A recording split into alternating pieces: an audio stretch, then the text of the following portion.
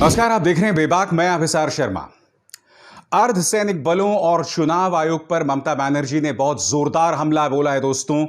5 TMC कार्यकर्ता जो कि कूच बिहार में सीआईएसएफ की फायरिंग में मारे गए। ममता बनर्जी ने एक बहुत ही कड़े शब्द का इस्तेमाल किया है। ममता बनर्जी ने कहा है कि यह एक नरसंहार है।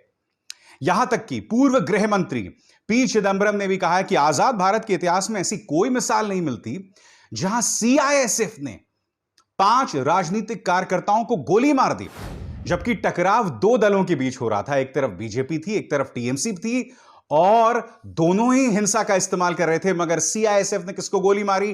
टीएमसी के कार्यकर्ताओं को। तो जाहिर सी बात है, इस मुद्दे को लेकर पक्षपात उठना जरूरी है। ममता बनर्जी आग बबूला हैं और उन्होंने करारा हमला बोला है, न सिर्फ सीआईएसएफ पर बल्कि चुनाव आयोग पर भी। उन्होंने कहा है कि देखिए, सीआईएसएफ का काम सिर्फ औद्योगिक क्षेत्रों में है और आपने उन्हें चुनाव में जो है तैनात कर दिया। ऐसे हालात का सामना कैसे किया जाए, उसके लिए पूरी तरह से अक्षम है, पूरी तरह से सक्षम नहीं है सीआईएसएफ। क्या कहा ममता बनर्जी ने आज हुए उनके प्रेस कॉन्फ्रेंस में, सुनिए। सीआईएसएफ তাদের কাজ কি? তারা জানে না how to control the mob. The problem is CISL has no role to play about the controlling mob because they are specially sensitized for the industrial area. But instead of industrial area, they are being deployed because of this control the public, and they are not trained for that. They are not trained for that. Very unfortunate things. And after that, they want to suppress the facts. That's why they said 72 hours you cannot go. Okay, where the election is not there, there I can go.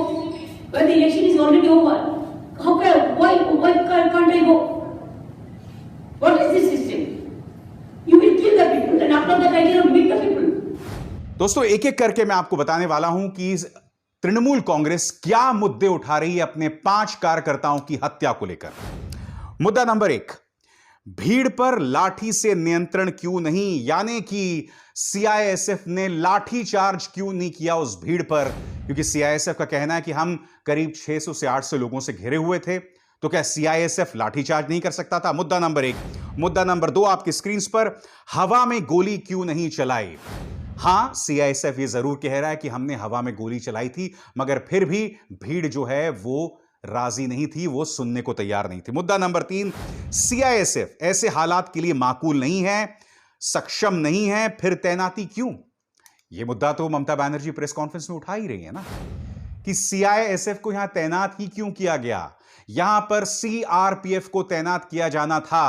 दोस्तों, यही मुद्दा है कि चिदंबरम, जो कि कहने को कांग्रेस के नेता हैं, वो इसकी कड़ी आलोचना कर रहे हैं, क्योंकि किसी भी चुनाव में इस तरह की हिंसा कम ही देखने को मिली है, जिसके अंतर्गत सीआईएसएफ ने गोलीबारी कर दी और 5 पॉलिटिकल कार्यकर्ताओं को गोली मार दी। इसके बाद अगला मुद्दा आपके सामने, पांव पर गोली क्यों नहीं, छाती पर क्यों? बिल्कुल, आप मुझे बताइए, अगर सीआईएसएफ ने गोलियां जो हैं वो चलाई होती पांव पर, तो जाहिर सी बात है वो घायल हो जाते और वो डर के भाग जाते बाकी लोग, मगर सीधे छाती पर गोली मारी गई है। क्या यह प्रश्न उठना जरूरी नहीं है? क्या इससे नहीं पता चलता कि आप एक पूर्वाग्रह के चलते, आप पक्षपात के चलते उस भीड़ के साथ बर्ताव कर रहे थे? क्योंकि 5 के 5 जो लोग मारे गए वो टीएमसी के कार्यकर्ता हैं। इसके बाद अलग मुद्दा, बूथ पर सीसीटीवी काम क्यों नहीं कर रहे हैं? क्या सीसीटीवी को वहां से हटा दिया गया? क्या उसे तहस नहस कर दिया गया? क्योंकि हमने जामिया में देखा था, आपको याद होगा कि उस वक्त पुलिस ही जो है वो सीसीटीवी कैमरे तोड़ रही थी। इसके बाद अगला सवाल, गांव वालों के पास हथियार क्यों बरामद नहीं हुए? क्योंकि अगर आप ये कह रहे हैं कि गांव वाले जो हैं वो हथियार के साथ आए थे, बमबारी कर रहे थे, गोलीबारी कर रहे थे, तो टीएमसी यही तो कह रही है कि आखिर कहां है हथियार? और देखिए, मैं जो अब आपको वीडियो दिखाने वाला हूं, भारतीय जनता पार्टी के समर्थक इसे नौटंकी बता रहे हैं, टीएमसी के समर्थक इसे मास्टर स्ट्रोक बता रहे हैं, क्योंकि आप जानते हैं कि चुनाव आयोग ने इस आदेश के अंतर्गत, जिस पर मैंने कल देर रात यहीं लाइव टीवी पर शो किया था, उसके अंतर्गत अगले 72 घंटे तक किसी को भी कूच बिहार जाने की इजाजत नहीं है। यानी कि ममता बनर्जी अपने कार्यकर्ता जो मारे गए हैं उनके परिवार के साथ दर्द भी बांटने को नहीं जा सकती। तो ममता बनर्जी ने क्या किया? ममता बनर्जी ने प्रेस कॉन्फ्रेंस किया और इसी प्रेस कॉन्फ्रेंस में बाकायदा उन्होंने वीडियो कॉल के जरिए उनके परिवारजनों से बात की। मैं चाहूंगा आप ये 2 मिनट का क्लिप देखिए, जिससे आपको पता चलता है कि ममता बनर्जी का राजनीतिक दिमाग किस तरह से काम करता है। বলো আমার ক্যামেরাটা অফ করা আছে? ঠিক আছে, এখনো ঠিক আছে? এইবার ঠিক আছে? এইবার ঠিক আছে? এইবার ঠিক আছে? পরিবারের লোক, আপনার নাম কি? আপনার নাম কি দাদা?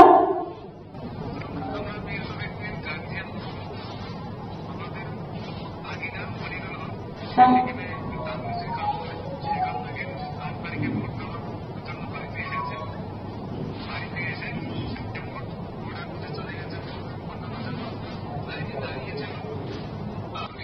আচ্ছা ওর নাম কি? আচ্ছা ওর নাম কি ভাই? বাবু যে মারা গেছে তার নাম কে কি?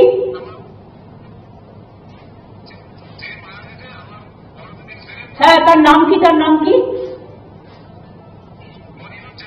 মনিরুজ্জামান। ঠিক আছে, তার 45 দিনের একটা বাচ্চা আছে। আচ্ছা আপনি পরিবারকে বলবেন আমরা পরিবারেরটা সব দেখে দেবো, বাদ বাকিটা যে হারিয়ে গেছে তাকে তো পাবো না, আমরা তো বিচার চাই।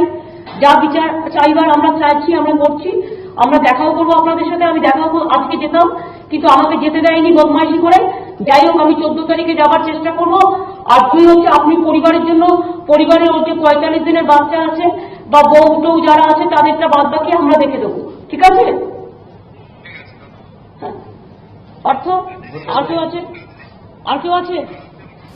देखा आपने? मैं जानता हूं आप में से कई लोग इसे नौटंकी बताएंगे। हो सकता है नौटंकी हो, बिल्कुल हो सकता है नौटंकी हो, मगर मैं आपसे पूछना चाहता हूं, यह तो इस देश की संस्कृति है ना। चुनाव से ठीक पहले प्रधानमंत्री जो हैं वो पिछड़े वर्ग के लोगों के पांव धोने लगते हैं। इसे क्या कहा जाए?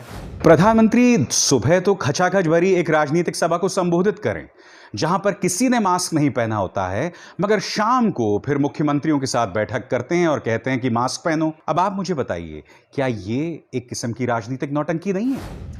उत्तर प्रदेश चुनावों के दौरान प्रधानमंत्री यह आलोचना करते हैं कि मेरे दलित भाइयों को मत मारो, मारना है तो मुझे मारो।